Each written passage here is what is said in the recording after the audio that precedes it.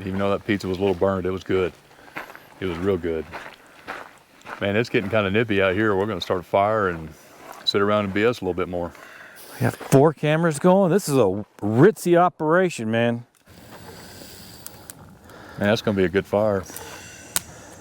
Well, we have plenty of wood too. Well, we should have started about an hour ago, right after the pizza. That delicious, unburnt pizza. Don't believe him.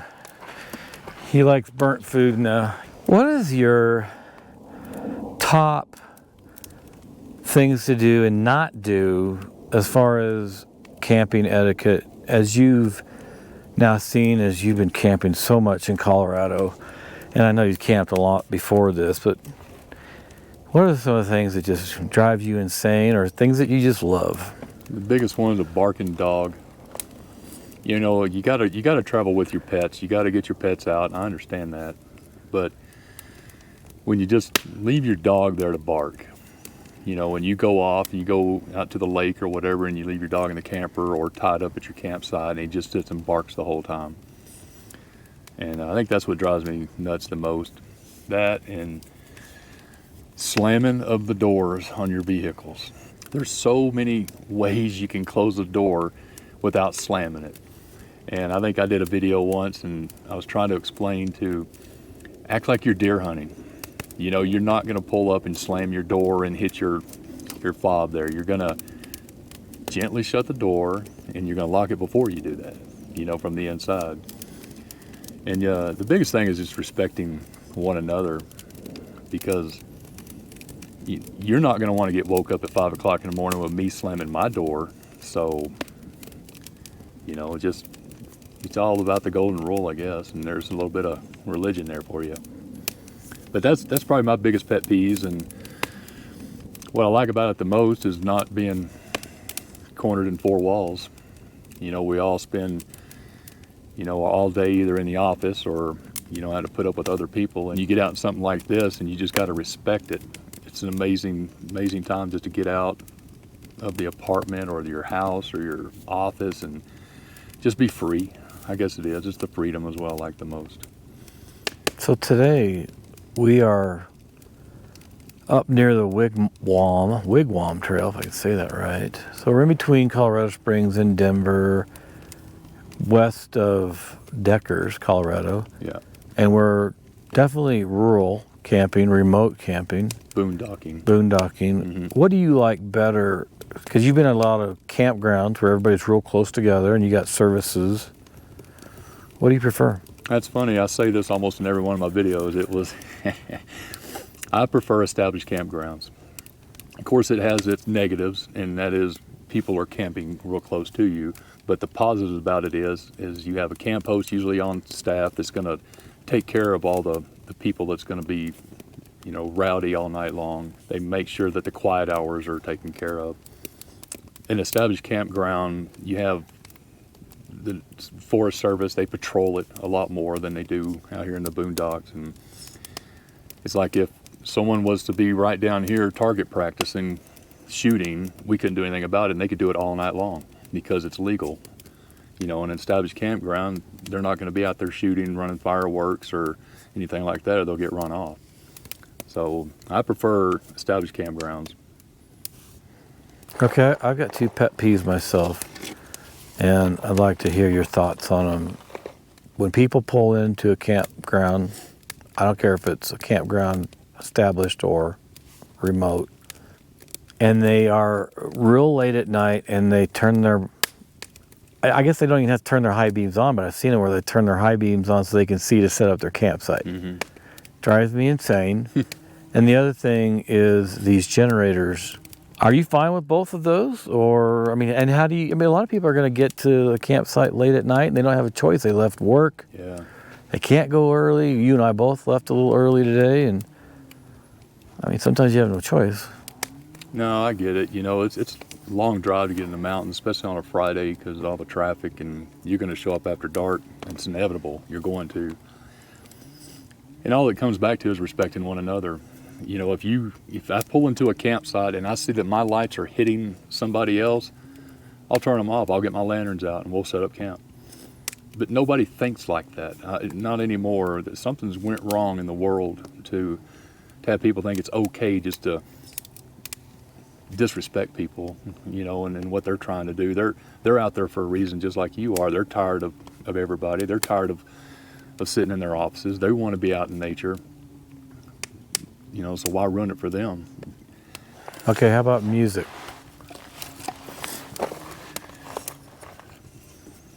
Freedom. That's one reason we come out here is for freedom.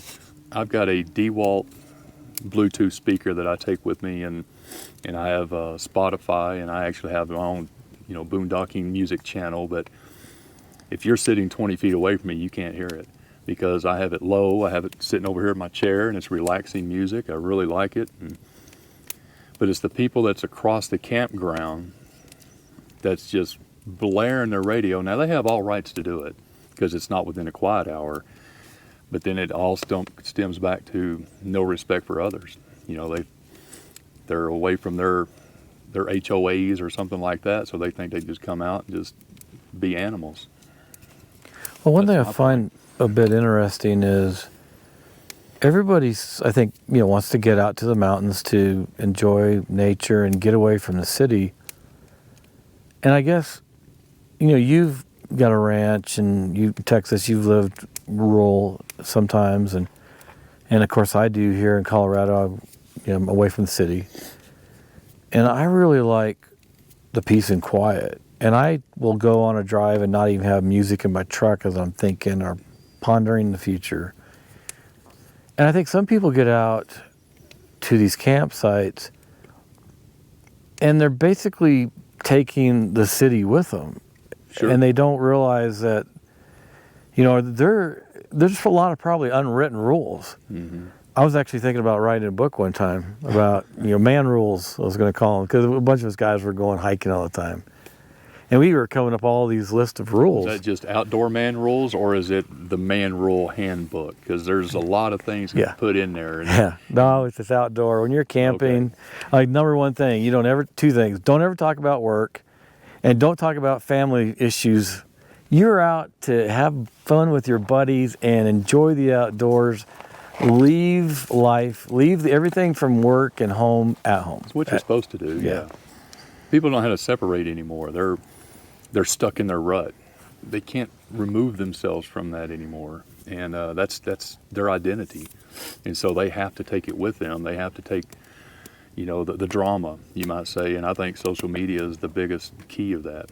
And if you can't stir up drama on social media, then you're nothing. You're not going to have any sympathy from people that don't even know you.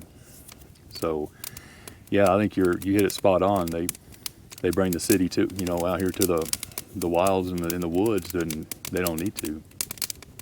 That's just my opinion, though.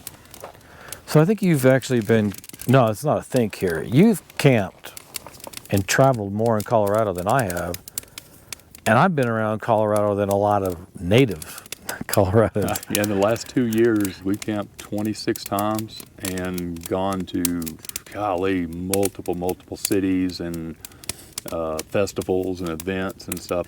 It's funny because whenever someone at work will ask me, where are you going this weekend? And I'll tell them, they go, I've never been there and I've lived there my whole life. I'm like, man, what is wrong with you? My wife and I used to come up here on vacation, and it was our 1 week out of the year that we could get away from the Texas hustle and bustle, down in the Dallas area, and to come up here and just sit in the woods or in the mountains for a week, that was just amazing to us. And we always swore that we would move up here, and we finally were able to do it. And yeah, I don't get why there's so much disrespect in the campgrounds when it's supposed to be a place of solitude, and it's a place to come find yourself. I had a nephew told me as soon as we moved up here, he said, go up there and find yourself. And that's what I did. I did it out on the lake one time, and it was just an amazing feeling to know that all that pressure was gone off of me, and I was out, in nature, doing what I love the most, and that was fishing on the lake. So I don't understand fishing. I know how to fish, okay, but when I'd go with my dad when we were younger, I would skunk him all the time. And over the years, like right now, I go fishing with Mike quite a bit. And I would rather sit there and enjoy the view or go for a hike rather than fish. I just really don't like it. So, I mean, what is it that you find interesting about fishing? You know, that you could. So there's a lot of other people like me that are like, you know, let me go buy my fish at the store or whatever, or I'll go see him at Bass Pro or something. But what is it that you like about it? Well, that's the hard one right there, because, you know, my wife's the same way. She'd rather go take her Kindle and sit on the bank and read the Kindle while I'm out in the river fishing.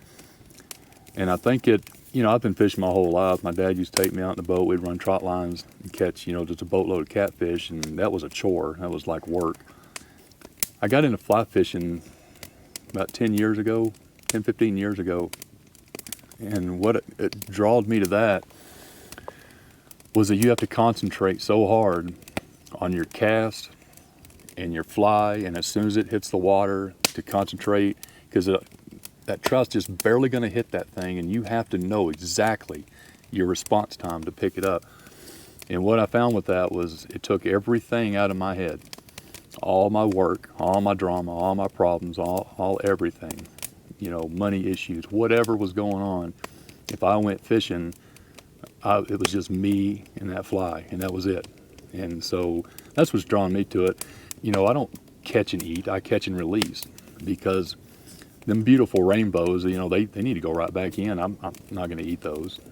They're delicious, I have, but it's always a catch and release. It's more of the challenge. It's everything. I mean, it's everything I can describe. It's being out in the water. No one's going to come out into the river with you and sit there and talk trash in your ear and try to, you know, tell you you're doing things wrong. They may laugh at you later on with their buddies, but you are by yourself, just you, that rod, and that fly, and that's the only thing that matters in life at that particular moment. So that's what I like. I've heard a lot recently, and you know, you've seen it my whole life, that a lot of times the higher up you go in a company, it's more challenging, and some people will start drinking. But then, like you're referring to, if you can go out and go fishing and there's no cell phone, or hopefully you've turned your cell phone off, and it takes so much effort to get that fish that you at least lose yourself in some way. And instead of maybe going to something like, some people might do drugs, some people might do alcohol, or whatever vice they might have. And to me, that's, I don't know, do you think that's something that helps a lot of people deal with the stresses from during the week? They actually have a program for ex-military with PTSD, and it's teaching them how to fly fish, because it takes all that away from you. I'm not saying fly fishing's the only way out. You know, you can just sit at the bank and stare at a bobber all day long with a minnow on the other side and be the same thing. You know, I didn't start drinking until I started climbing the ladder, so you're exactly right. And it turned into a vice. And it was my escape from reality for so many years, and that turned me into an alcoholic. And then I had to finally decide I needed help, and so I sought help, and I got into a program with men and women, and it was an amazing turn of event for my life. It didn't matter if I was fishing or not, because I would bring it with me. I'd have a flask with me, or I'd have a bottle with me stuck down in my waders, or on the boat, whatever. It was the only way I knew how to escape.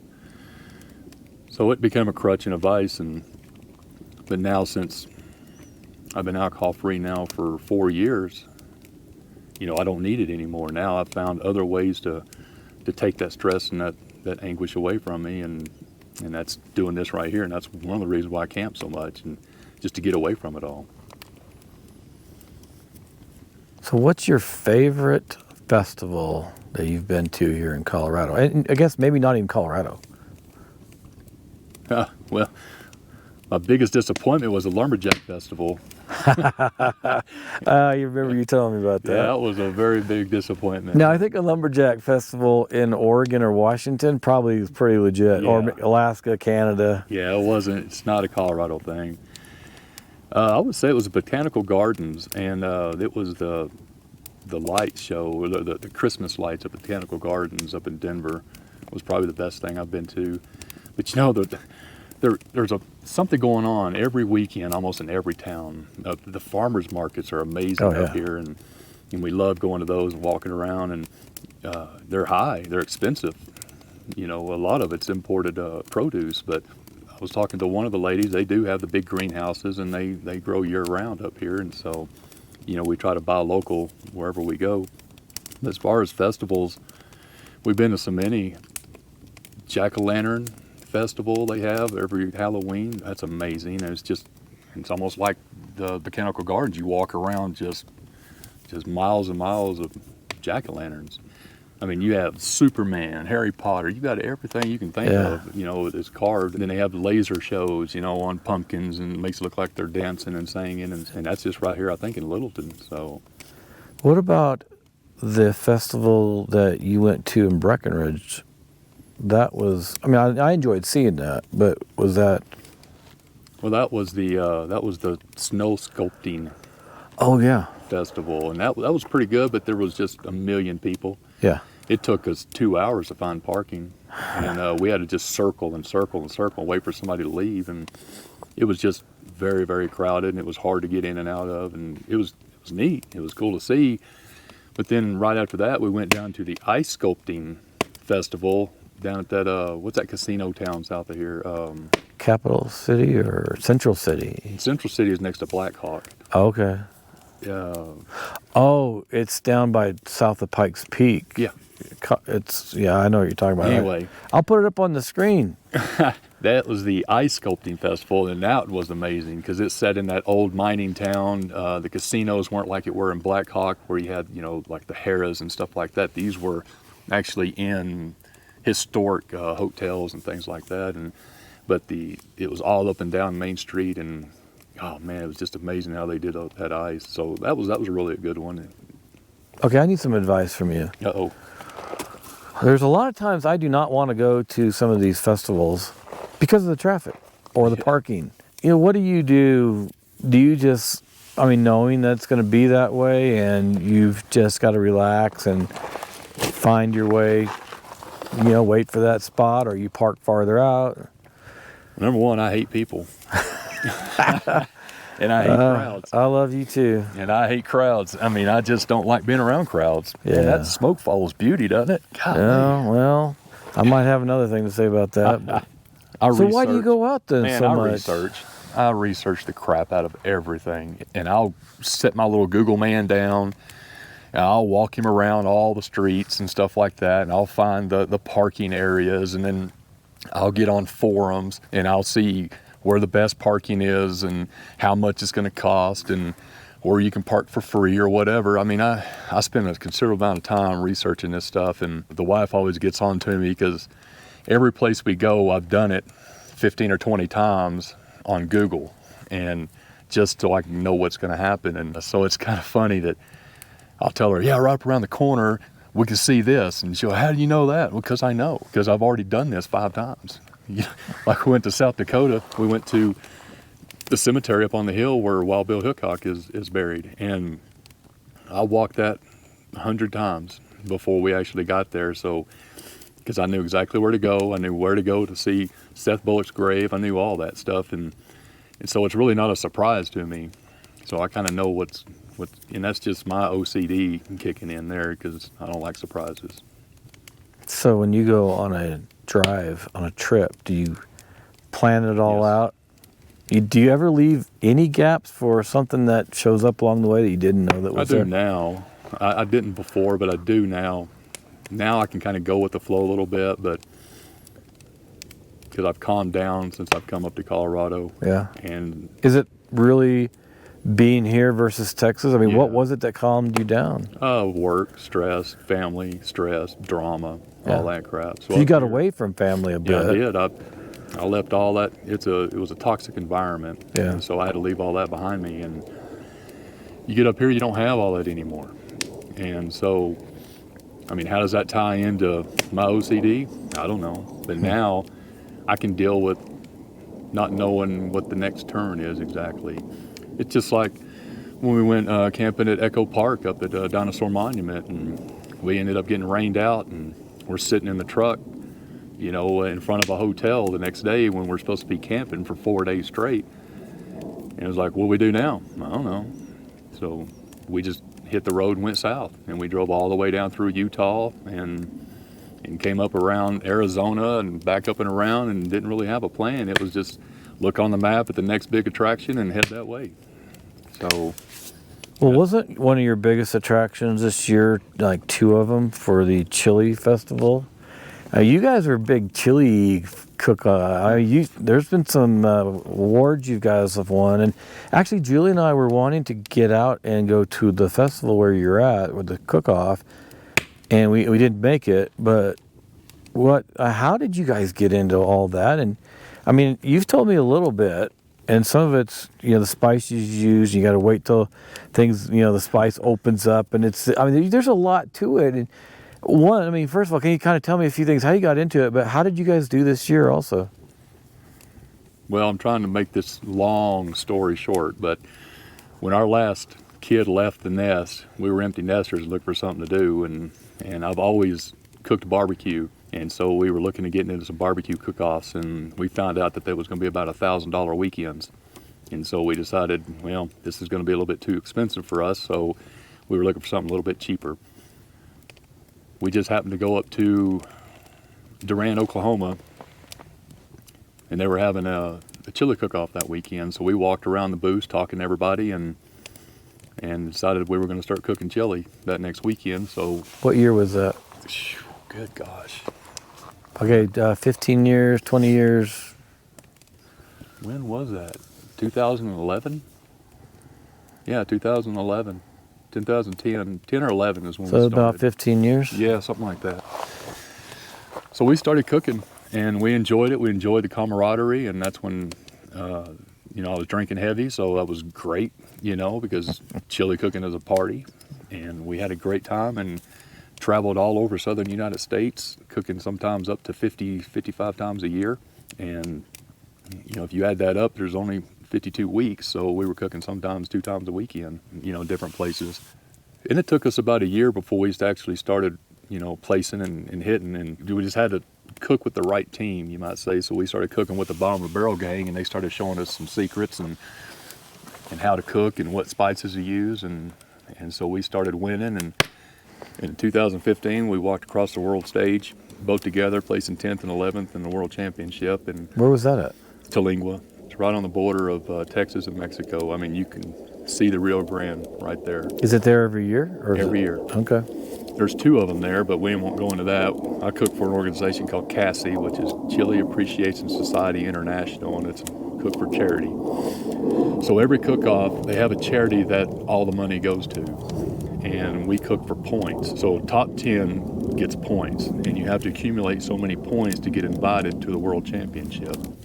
So from there, we stayed on a roll pretty good for the next several years. Then I bought that ranch out in West Texas, and I found a new hobby.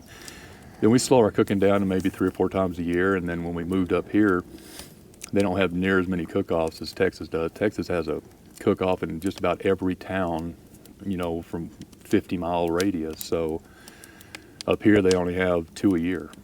Do you find it more challenging in Texas versus here? Oh, yeah. Yeah, there's a lot of good cooks in Texas, and not taking away any credit from the Colorado cooks or nothing like that, but there's something about Texas red chili that it's hard to beat. What is it that makes red chili? I mean, I think it's the beans and things, but what is it about red chili? Is it something that's because it's grown there in Texas, it's local they're using? There's 2 or 3 spice companies in Texas. I cook with a company called Lone Star Chili Spices out of San Antonio, and a lot of the people cook with the others, and they buy their chili spices from the same people in New Mexico, and they just repackage it, and then they say it's their chili spices, whatever, but I don't play that game with them. It's really on how you cook it, in the blend of different chili spices you put in. So, you know, a new cook will come in there and do all these weird spices and put, you know, chocolate or put, you know, they'll do their mom's secret recipe, and it just doesn't do good. And I don't know why. It's just there's something about, there's a certain way you have to cook it. There's a certain way that they have to bloom. There's certain rest periods, and there's really a science to it to make it happen, you know, to make it that good. Yeah, this year we've only cooked twice. We cooked at the Colorado State Championship, which my wife won for the second year in a row, and we cooked in Laramie, and I got 4th place in Laramie. Last year, when she won Colorado State, I got 3rd, I think, yeah, 3rd there.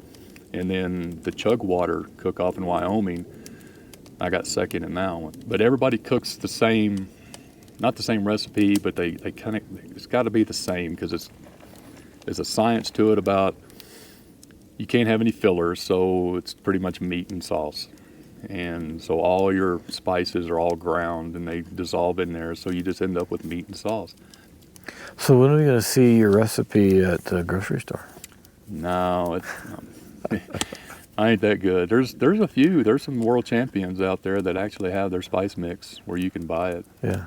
You know, but we can't use a spice mix when we're doing competition chili. We have to mix everything on site, you know, in front of judges. So how secretive are you with I'm not secretive at all. I mean, I can write it word for word exactly what I use and exactly what spices, the amount and the timing and everything, and you can cook my recipe, but you can't cook my chili. So explain that. It's about the pot. Yeah. It's about the heat. It's about your on and offs. It's about your 9-bubble boil to your rolling boil. It's knowing the timing on all this. Okay. And does the weather or the, you know, how cold or warm it is, does that affect things? humidity and altitude Yeah. is the main thing. Okay. And when you're altitude, you have to burn it a little bit hot, you know, hotter, because it takes it longer to boil. Yeah, it's a little bit different, and my wife's pot's thicker than mine, and so that's why she always places better than I do. We cook the exact same recipe, but she always beats me because her pot, she doesn't have to cook it as hot because her pot retains the heat. I have to cook mine higher, which boils more, which boils the moisture off, so I got to add more broth, you know, things like that, which diminishes my flavor of my spices, and she doesn't have to do that. So when are you going to change pots? you know, I've walked across the world stage twice with that pot. I'm going to keep that pot. So does it, like a cast iron, does it then hold in the, over time, the... No, we don't use cast iron because cast iron has a flavor to it that people don't like. Okay. So it's just, I don't know, it's about a $50 3-quart pot. I think probably the main reason you don't want to go to a different pot is because you want Candy to place higher than you. You know, it's always nice for her to win and Yeah. So is there a good competition between you? Is that not at all. Really?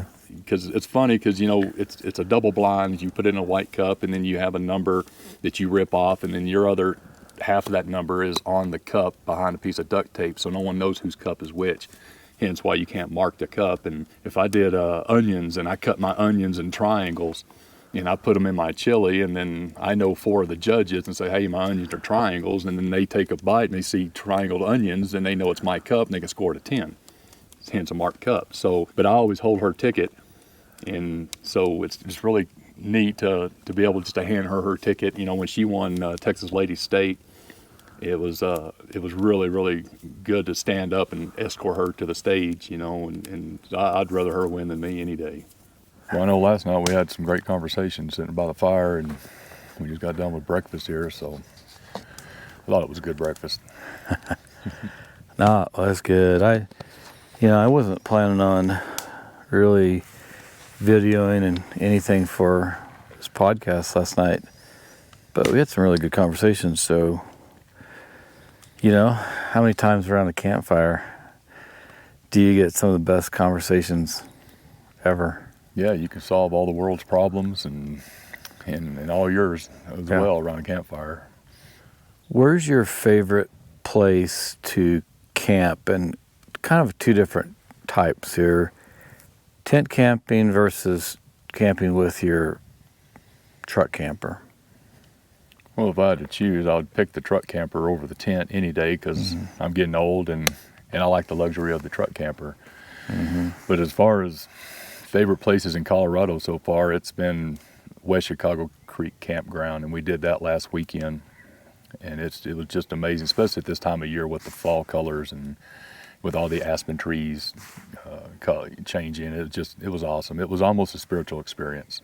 I want to add that video right here. It's going to be on the screen and then in the description below so people can see it, because you're talking about the aspens and walking on aspen leaves.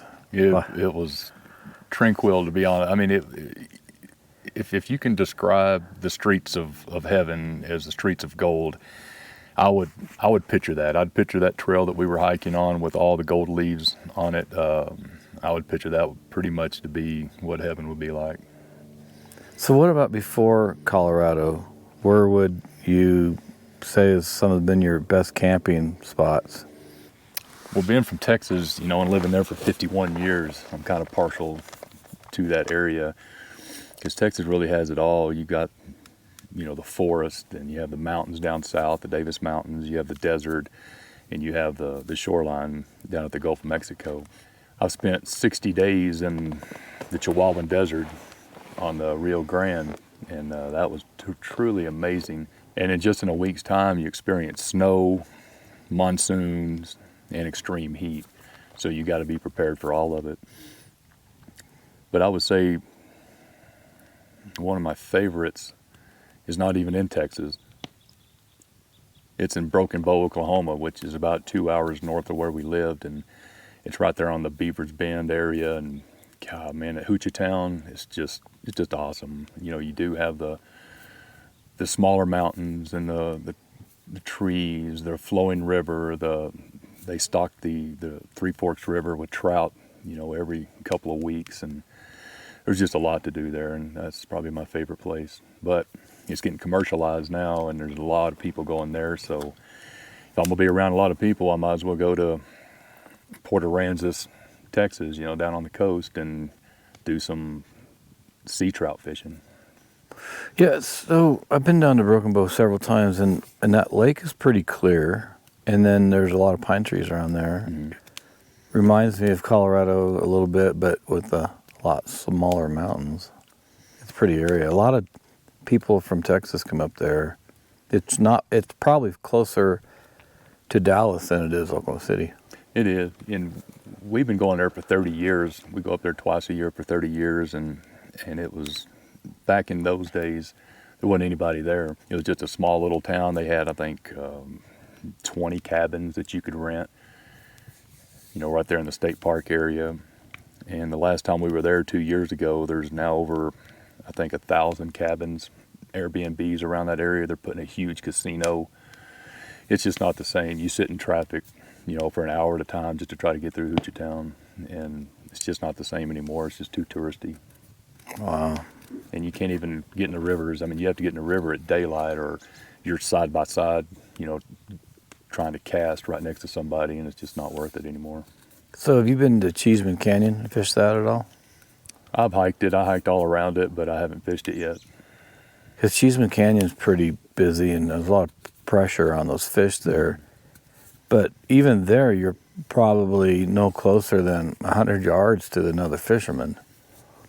So you're saying it's a lot more crowded there and down by Beaver, or? Yeah, on Three Forks there, if by 9 or 10 o'clock in the morning, you're shoulder to shoulder. I mean, you have to do roll cast. You can't actually get your rod out and do fly fishing. You'll hit somebody. So, I mean, you were shoulder to shoulder all in there. It really makes it non-fun.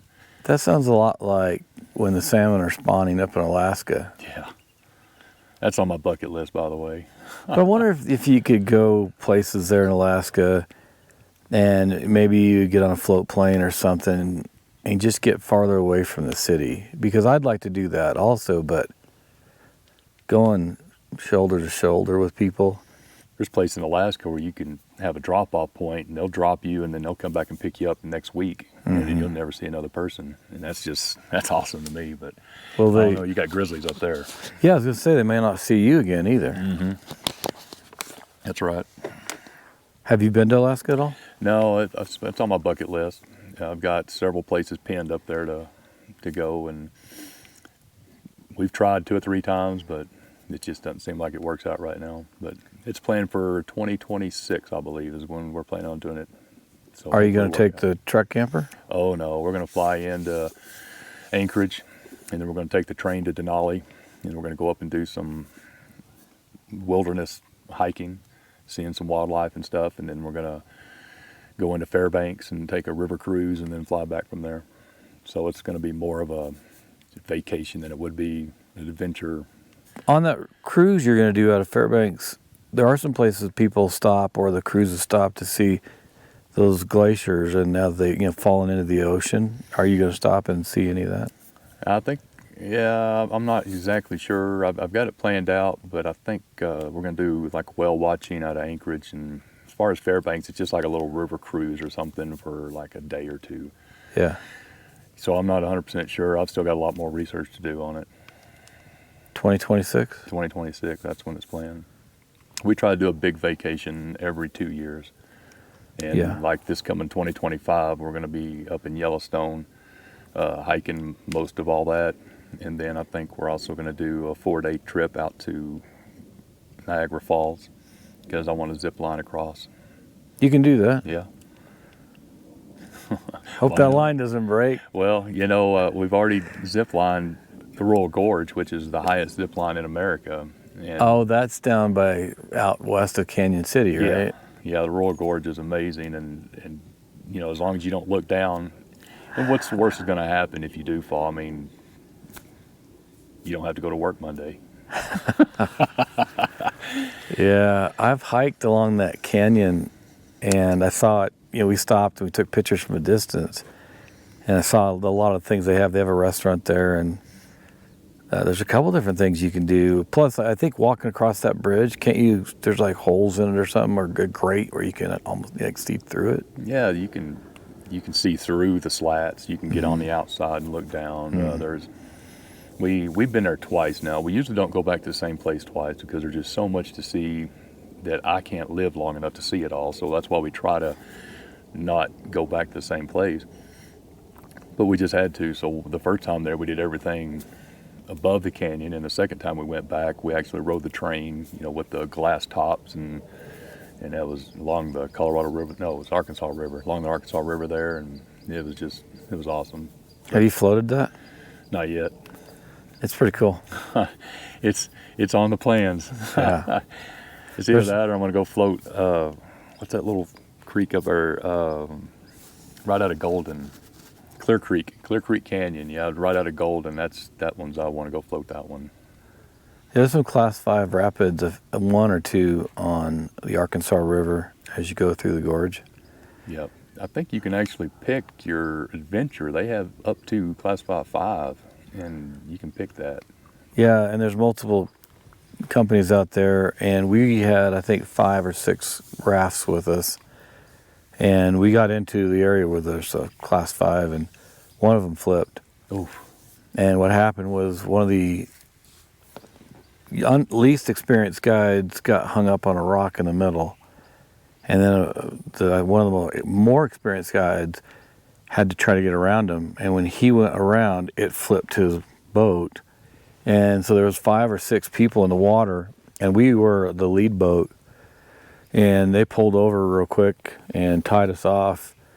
And all the guides jumped out and were running up, throwing lines in the water. We pulled 2 people into our boat when they came down. A couple people cut underwater for a little while. And they were in shock. And it's a lot of fun out there, and I've never seen that happen before until that point. But it could have ended badly. Yeah, it may change my mind on wanting to do that. I'd do it again, but there's always that risk. Well, that's why I want to do a float trip out of Moab, do a 3-day float trip, and they go out. They don't have the Class 5 rapids through that area, so it's a 1 and 2s, and Yeah. you can just float down. They have camp set up for you, and by the time you get there, and it's supposed to be just a very relaxing and awesome time. Yeah. So have you done the rim to rim hike? Where? So it's in the Grand Canyon, and you go from the I've South never been Rim to to the Grand North Canyon. Rim. It's on the list. Yeah, if you ever get a chance to go there, I like the North Rim better. The South Rim's a lot larger and more commercialized, and the North Rim has a huge lodge right on the canyon on the rim, so you can have dinner there, breakfast, and all that, and you're just basically looking right down in there. And you sit up higher, and there's a bunch of pine trees, so it's more like this right here, and it's a more relaxed atmosphere. There's cabins and things up there, and it takes about 4 or 5 hours to get around over there, but it's worth it. Which side is the sky bridge on, where you can walk out over the glass? I don't know. I would want to say it's probably on the south side because that's where all the tourists are at, but I could be wrong.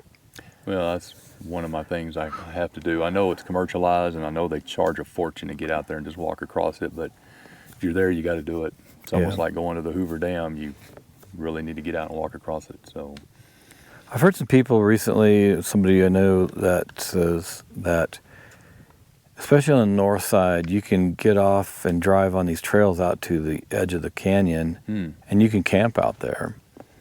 And they're like, talking about how spectacular it is, and everybody goes to the South Rim or the North Rim, but there's so much to see if you're willing to go off trail with.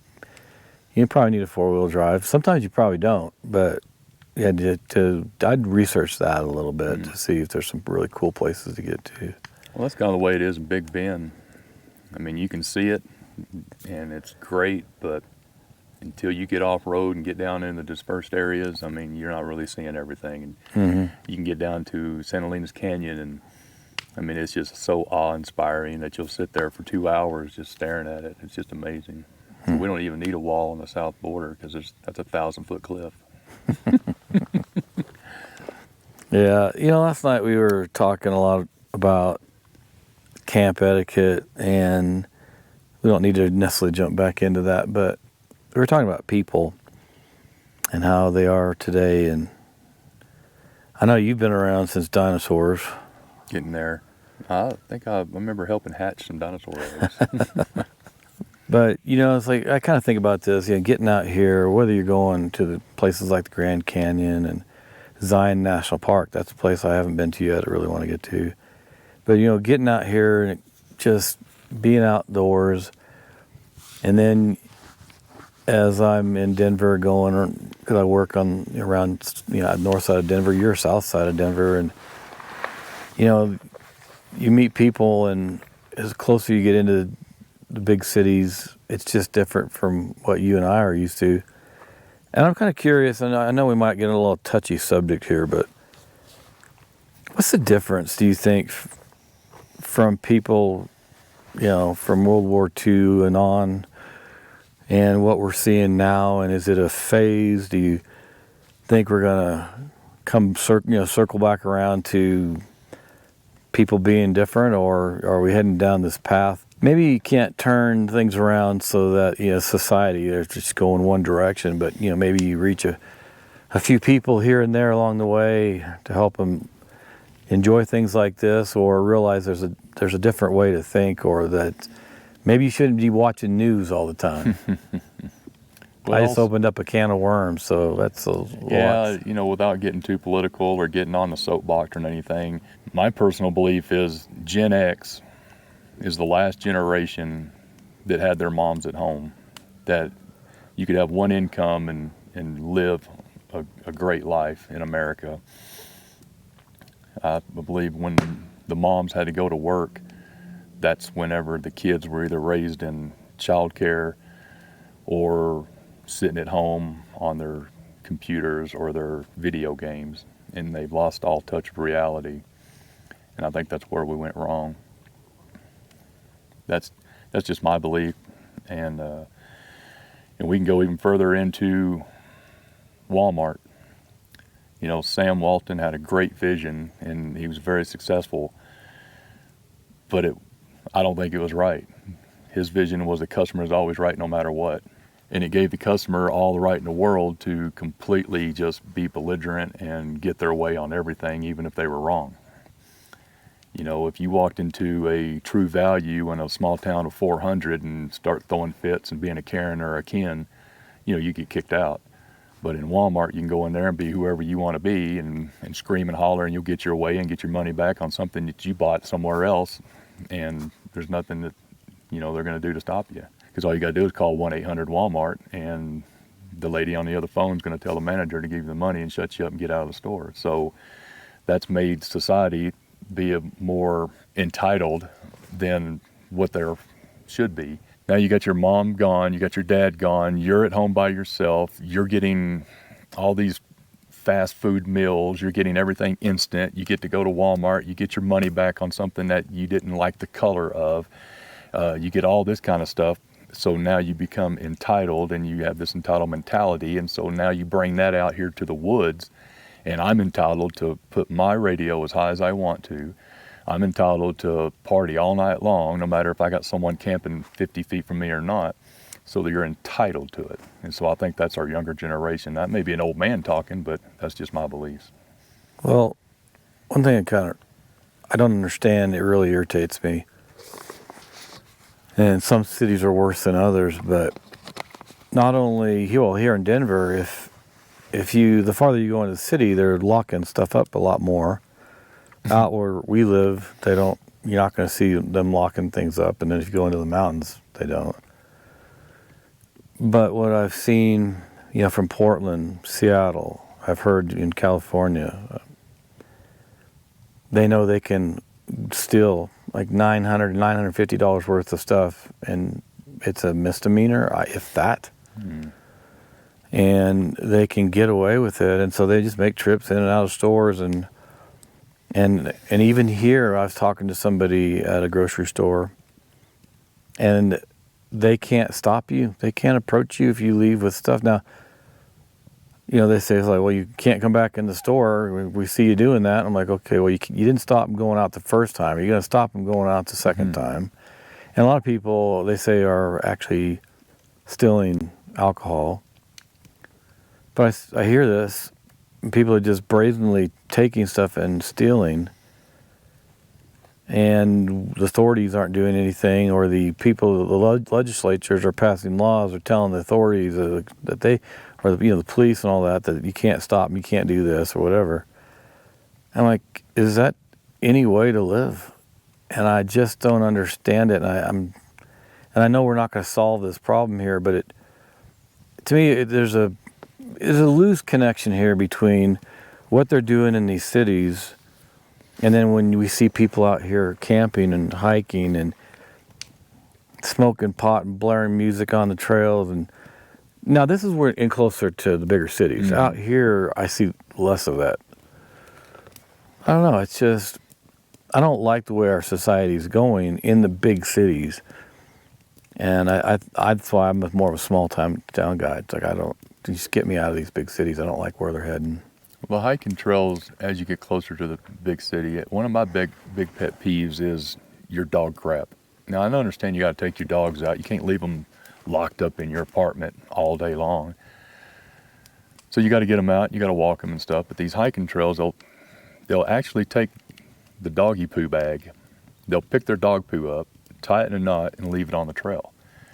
And I just don't understand that. And they think, I guess, the poo fairies are going to come by and pick all their little bags up. I mean, I think they exist. Yeah, they do. Yeah, because next time I go out, they're gone for some reason. But well, I'll say this real quick. We'll do that once in a while. It's usually in our neighborhood, though, and we'll pick it up. We'll put it by the road because we know we're coming back, and we'll pick it up on going back. So I think there's probably some of that. But then there is some where it's like, well, okay, that's been there for a week now. Guess you can come pick it up. Yeah, you can tell if they pick it up and they set it on a rock right over here, you know they're coming back and it looks fresh. But if it's been stepped on and squished on the ground, you're like, come on, man. I mean, my little Chihuahua, he poos like that big. Yeah. That's not going to hurt anybody, but I still, out of respect, pick it up. But I tie it around his collar and make him carry it. So. Yeah. Well, around here, a lot of the trails down by Larkspur, where we live in that area, is, there's a bunch of horses out there. And I just want to tell, I love horses. I love ranches and people that live on them. But I'm like, I got to pick up my dog poop. Can you please pick up that horse and the manure? Well, I mean, you know, if a bear craps in the woods, you know, why can't my dog? Yeah. But no, it's just out of respect of people. That's all it is. And it's that sense of entitlement as you get closer to the bigger cities. And it's just sad on the direction that we've gone in this society. Now, if you go out to a third world country, like we just got back from Belize last month, and it's just amazing how happy they are with what little they have. And we as Americans have gotten so spoiled with all this technology and these big houses and big money and nice cars, and they're putting their family on a motorcycle, a family of 6 on a motorcycle, going down a dirt road, and they live in a little shack, and they're just as happy as can be. It's just amazing to see. You can get 6 people on a motorcycle? Believe it or not, it's unsafe. But yeah, I mean, as an American looking at that, I'm like, oh my gosh, these kids are going to fall off. But no, these kids are holding on to handlebars. One's holding on to mom's, you know, belt straps right over the back tire, you know, and they've got 2 kids between them. I mean, they can get a family of 6 on a little Honda 100. I've seen it. I remember growing up, and we'd be riding around in trucks, sitting on the edge of the trucks on, you know, no seat belts, you know, steel dashboards, no helmets on the bikes. I mean, all the stuff we did, and now it's like you got to be bubble wrapped in order to go do anything. I'm like, okay, I mean, you know, there's safety, seat belts and all that. That's good. But sometimes I just feel like we've gone too far with protecting. Now, I mean, I'm not going to let if I see my kids sitting on the edge of the truck on the, you know, the rail or whatever, the side of the truck, and they're driving down the road at 50 miles an hour, I'm going to go pull them off. Or, you know, I'll threaten them. But there's so much stuff that we did, and we still lived. I mean, yeah, I mean, we don't have a lot, you know, wrong with us. But you know, the one vacation that I took with my parents back in 1980, we went to California, and it was a 3-day trip to get out there in the old Ford that we were in, and I rode in the back of the truck the whole way. And it's just unbelievable how we coddle people now, and it's all because of stupid people. That's all it is, because there's a rule in place because someone was dumb enough to do that. You know, just like on your McDonald's coffee, you know, may scald, you know, hot, be careful. Like, duh. But just because somebody sued McDonald's and won $10 million because they spilled coffee in their lap, and just because of our judicial system let that happen. If they would have said, man, get out of my court, then that would never happen again. So, but yet we coddle to the person that's most loudest. so interestingly enough, you and I met when somebody at work introduced us, and we both had YouTube channels, and we started talking, and it's been almost 2 years, year and a half that we've been talking, and yeah. that's a real adventure in itself, is setting that up and deciding if you want to shoot videos or what are you going to shoot, and how, you know, is it a hobby, is it a business? How'd you get started? And tell me a little bit about your YouTube channel. So the YouTube channel is MeAndHerAfterKids, all one word.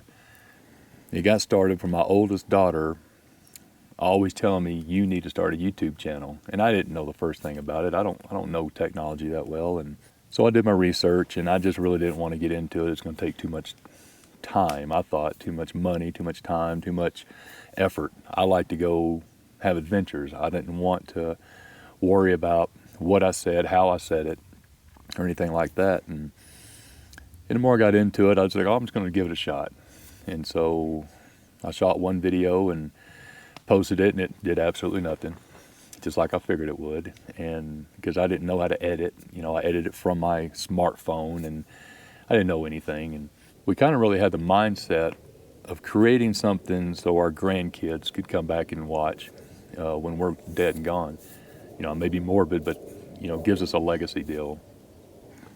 Because we thought it was going to be really neat to have our grandkids. You know, we have 7 of them now, and in their 20 years from now, when they have their own family, that they can say, hey, you know, Nani and G-Top stood right here, and they hiked this trail, and they were in their 50s. And so that's kind of how it all got started. And then when we moved up here, it was just another way of sealing the deal on the babies and the girls all watching, you know, us. So every time my video drops every Thursday at 5 o'clock, when they get home from school or whatever, they watch, me and her do our thing and do our adventures. And from there, it just kind of grew. And then, but I didn't know how to do a lot of things. And so that's when I was seeking out, you, because you're a lot bigger channel than me, and getting some ideas. And then I started talking to other YouTubers around and trying to get some ideas from them on what tech they're using and how they're editing their videos and what to do. And you can see, just my channel's 2 years old, I think, this December. And so you can see the progression from just taking still pictures with some music in the background to actually telling stories and talking and action shots with B-roll. And, that's the kind of crap I didn't even know about, 2 years ago. I didn't even know how to turn on a GoPro. I was using my smartphone with everything, and I had a nephew down in Texas. He got so tired of my videos looking like crap that he bought me my first GoPro. He said, I want to see quality. And so from there, that was just the beginning. And now I'm 5 or 6 cameras in, and I got all this tech. I've got 3 monitors sitting in a studio. And so hopefully the channel will grow with that. And the end result is to try to make enough money off of it just for the gas money for when I retire, to just go around and do our own adventures. Because I can live off my retirement, but it'd be nice if YouTube paid a little bit of that for the fuel to get in and out of places. So that's kind of the direction I'd like to go with it. And if it does, it does. If it don't, it don't. And I'll keep shooting until I don't. A lot of fun, great. A lot of fun. I didn't think I was going to enjoy it as much, but I really like setting the cameras up. I really like trying to be inventive. It really shows an artsy side that I didn't even know I had. To be walking down a trail going, ooh, look at that. That's going to be a good shot. And tuck your camera in behind this one rock and then ride your bike over it and do a little jump or something. And it just makes it just that much more cool. I don't know. That and the editing part of it. Because shooting, it's one side of the art. Editing is the other side. Your coloring of it, the fades, the music behind it. There's so much to it that I never even dreamed of, and there's so much more that I don't even know. So, but I'm learning, and I love to learn new things. Yeah, I think you do more video, or you're more creative with a lot of your shots than I am. And sometimes I'm watching your videos and I'm thinking, okay, you had to have walked up the trail, set the camera up, come back, walked up the trail again. And some of these hikes aren't really easy. No. Not at all. And then you got a couple cameras now, so you're setting up a couple cameras as you're doing certain things and driving in. And here in a little bit, we're actually going to put my drone up in the air and get some shots. And so it's like you're definitely, I think, more creative than I am as far as how you're shooting. And you always have to be thinking ahead of what your next shot is, and that's what I'm still developing, is trying to get that flow. And it's really cool to just be walking and going, okay, I'm going to go set my camera up there, walk all the way back, act like you're naturally walking, don't staring at the camera, and then you're kind of looking around and, doing your thing. And then you got to come back, pick that up, then you want to turn it another direction and then walk another direction. It's really neat. When you're on your bike, it's really harder because now you want your first person view of you on the bike, and then you want coming at you, and then you want you going away from you, and it engages the audience a lot better, and that's what I'm still learning. It's fun though. And you don't have a camera crew?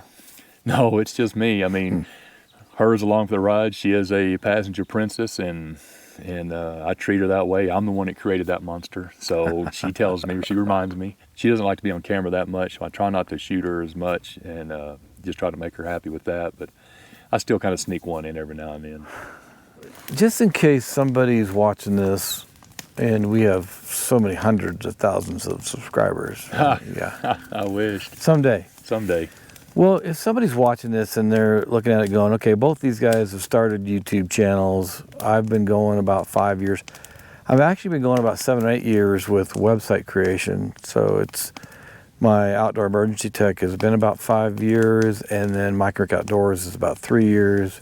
And I'm getting ready to start up another one yesterday.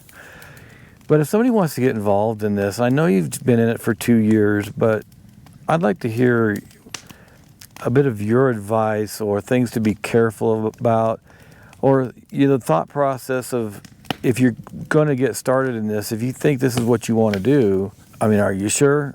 You know, because I think a lot of people do fall away. Maybe they're expecting a certain amount of money or whatever. You know, why are you doing it? And so, can you give some advice about this from your 2-year journey? No expectations. That's the biggest thing. If you go in it with expectations like you're gonna be monetized in a month, then you're gonna drop off. You're gonna get discouraged. Go into it as a creator, having fun, and don't expect to get 1,000 followers, you know, for the first 4 or 5 years. I mean, just don't expect it, and I think you'll do okay. But if you go in saying I'm gonna make this kind of money at this time, then you're gonna get frustrated and fall off. Yeah, I think if you think you're going to get rich at it, well, you might, but it's going to be more than a few months. Yeah, it's going to take a while. It's going to take a while to build your base up and for YouTube to find you and get your algorithm because it takes a long time for YouTube to even realize that you're serious.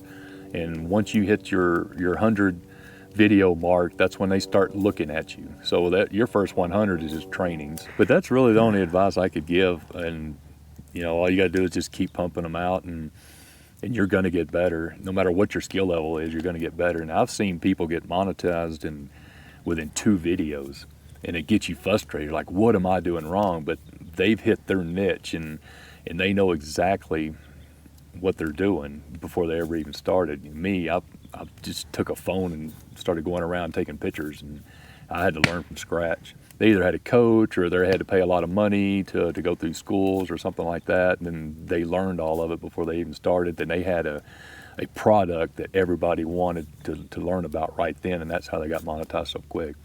When you're doing just a camper or camping videos, there's so many of us out there, the market's really flooded. You know, a lot of people disagree with me on that, but I mean, you put in camping videos and you're going to get thousands hits, and you're going to get the big dogs up front. You know, you'll never see me on there. So you have to specifically look for Palomino truck camper, and then you'll find me, or Me and Her After Kids, all one word, then you'll find me. But right now I'm too small to be at the top of the search engine, that's for sure. I think even in a competitive niche and you typically don't want to go into one of those. And you don't want to go up against Bass Pro, REI, Nike. But if you can find something within the niche that is something you do different, maybe you go into something in a review or something that's unique, it's more personalized, or you can find ways to be unique, but you've got to narrow down the niche and then be unique and be yourself. But I'm kind of curious, though, as far as technology, I've heard several things. You know, you can go start videoing with your camera, because most of these cameras shoot really great quality video. Mm-hmm. But I've also heard that audio is super important. And we've got these DJI mics on. You've got the same thing on with your stuff. And there's all kinds of stuff. But I've heard audio is important. But so technology, what have you found that has been critical for helping you get started, or to move to another level to where you're all of a sudden besides experience and how you talk and how you shoot, have you found something technology-wise that you would recommend? Editing software. You know, there's free editing software out there that I was using, and you're very, very limited to what you can do with it. It's pretty much just cut, you know, keep cut, or you can add a little music. That's about all you can do with free software. And I was too cheap to pay the however much a month for this editing software I use now. I use Fillmore, and I think it's $21 a month, and I just don't want to pay that. That's another $20 a month. But the amount of stuff I can do with a video now, and with the AI technology that they have, and I'm just now learning all it, I think that's the turning point, is your editing software, because you can make a bad shot look great. You can edit your audio. You can actually AI voice over if you wanted to, and have someone else talking in your place. So I think it's all about the editing technology is what the key is. Yeah, I'm kind of waiting and looking over my shoulder, wondering when you're going to be passing me up, and I'm going to be going, hey Jerry, what did you do? You're leaving me in the dust. What happened? You know, I hope I can say that one day, but you know, it's hard not to get frustrated when you put in this much time and this much money into something that you love, and then you see a video come out that you spent 4 days editing, you know, 2 or 3 hours worth of footage, and you're getting it just right, and you think it's just perfect, and you love your video, and it gets 50 views. You're like, what did I do wrong? And you get frustrated, like, why am I even doing this? Why am I spending so much time doing this if all I'm going to get is 50 views?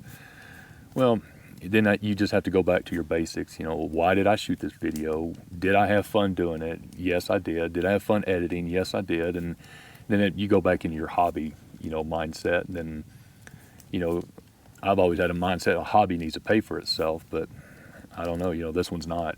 But that's okay. Maybe one day it will, maybe one day it not. You know, it's my choice, and that's why I don't have a drone yet. You know, I don't want to spend $2,000 on a drone, a very nice drone, and end up not being able to use it or only getting 50 views off of that something. I'm just not ready for a drone. Maybe when I hit 2,000 or 3,000 followers, I'll probably get a drone. But right now, I just don't see it. That's why I got the Insta360 camera, and it kind of gives some small drone shots. That was just as expensive as a cheap drone. So. Well, if I see that my drone's missing when we drive out of here. Yeah, well, I'll bring it back. It may not have some blades on it, but I'll bring it back. You know, the uniqueness, that's what I've been told. My voice is very unique, and you know, because it's a Texas slang and plus my look, you know, I look like a terrorist, a biker terrorist at that. That's why I get hemmed up at the airport every time I go in. And I think it's because of my age. You know, my market is the 45 to 65 male range is my market that my videos go to. And so I kind of cater to that. You know, we all have bad knees, we have bad backs, you know, or, you know, can't do what we used to do, or outside of our prime, but I still show that it can be done. And if someone can watch me and see that this big dummy can be out doing it, and so why can't they? And so it's kind of where I've gone to in the mental side of it is to help people. You know, get off the couch, come see this for yourself.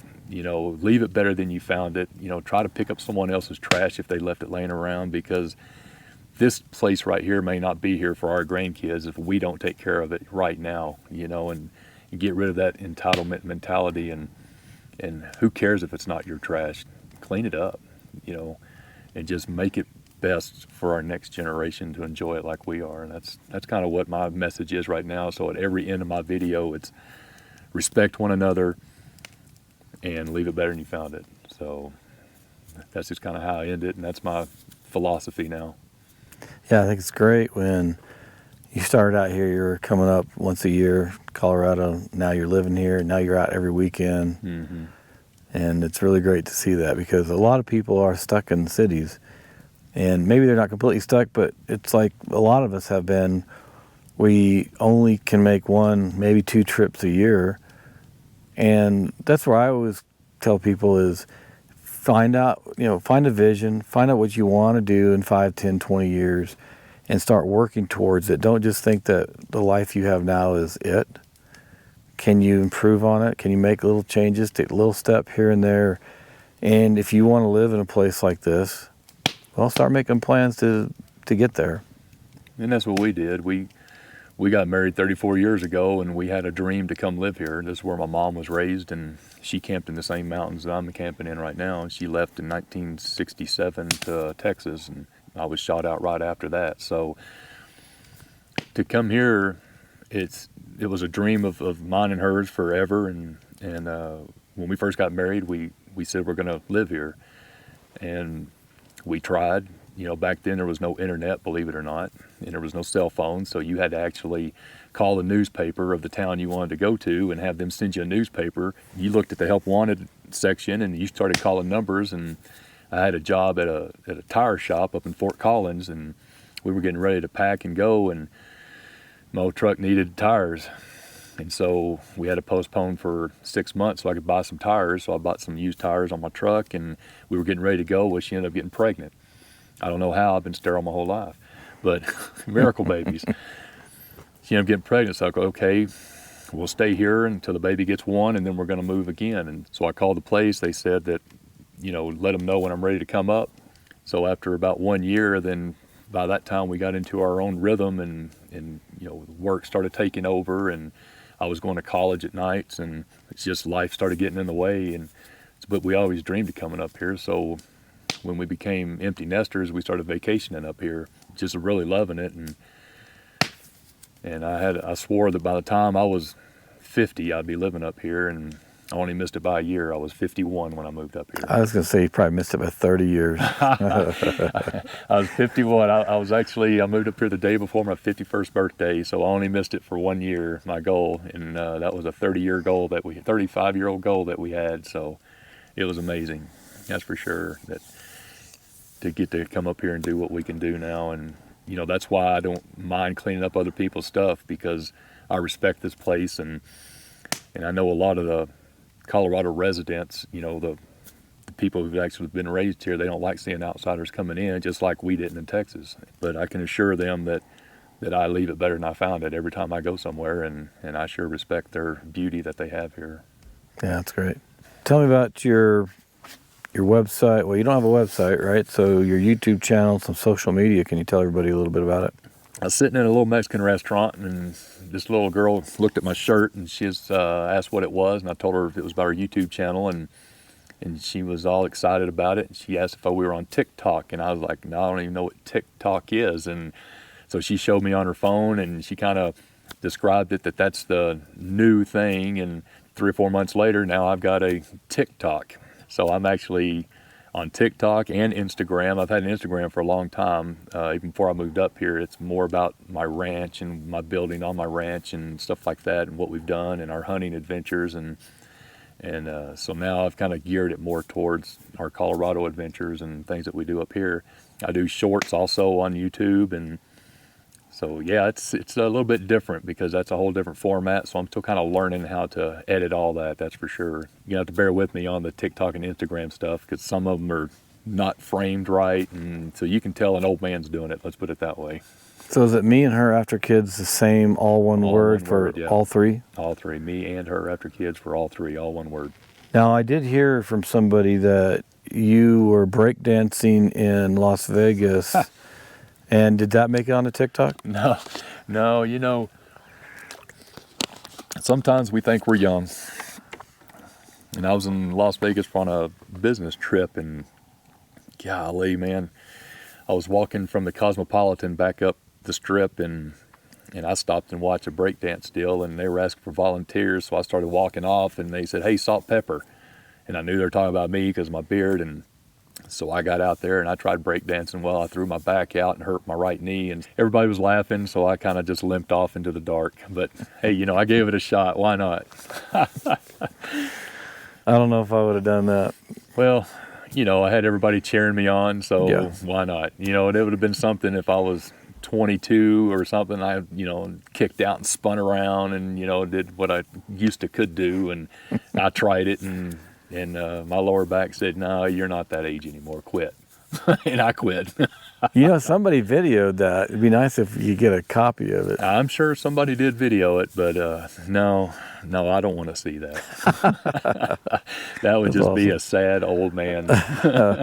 I'd like to get it and just hold it over your head. Yeah. You in case I run for president one day. Yeah, exactly. Yeah, it's pretty bad whenever the breakdancer guys are like, man, you need to exercise. I'm like, man, you get away from me. And they're in their early 20s, but golly. Yeah, sometimes your mind thinks that you're still young and you're really not. But yeah. And that's the same with out here in these mountains. We limit ourselves to what we can do from what we used to do.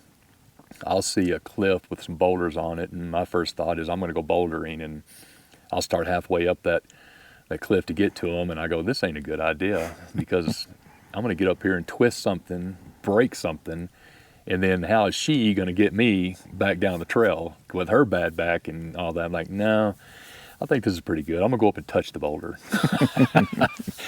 Yeah, we went to Echo Park, and for some reason I tried to get all the way up this one cliff to get over this arch. It was a natural arch. I wanted to walk across it just for a good shot, and I got about 3/4 of the way up, and I said, this is dumb. And so we just kind of left it at that.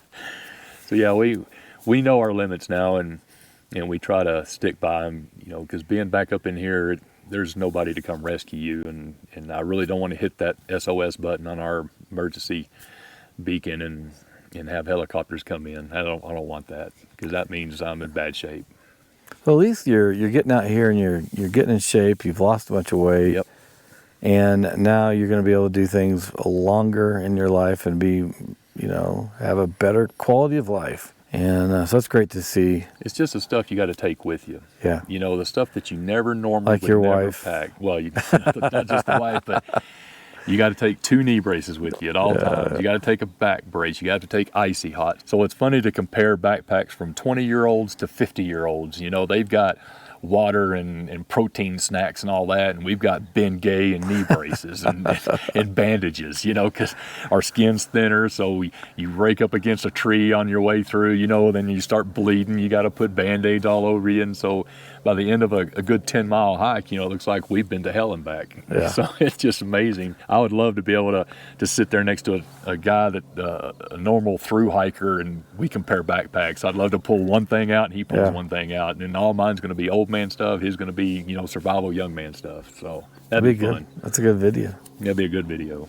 And not just the backpacks, but I would also love to compare bucket list items with a younger guy now, because when you start your bucket list in the very beginning when you're young, it may be something like scaling Dome Rock or rappelling the Grand Canyon or something like that. And then as you get older and you can't do that, then you start scratching those things off and you start adding bus ride through Spain or something like that. So I'd love to be able to compare bucket list items with a young guy now and just see how old I'm actually getting.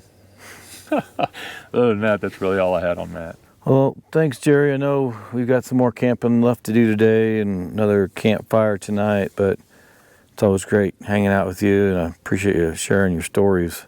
Yeah, we have steak and potatoes tonight. We do. Yeah. Are you cooking or me? I've got it all. They're marinating right now. That's awesome. Well, thanks for joining me out here, or I guess I'm joining you. You were camping out first.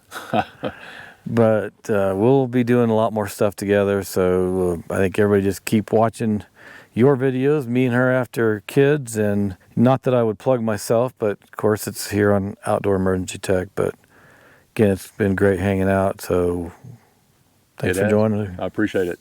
It's been fun.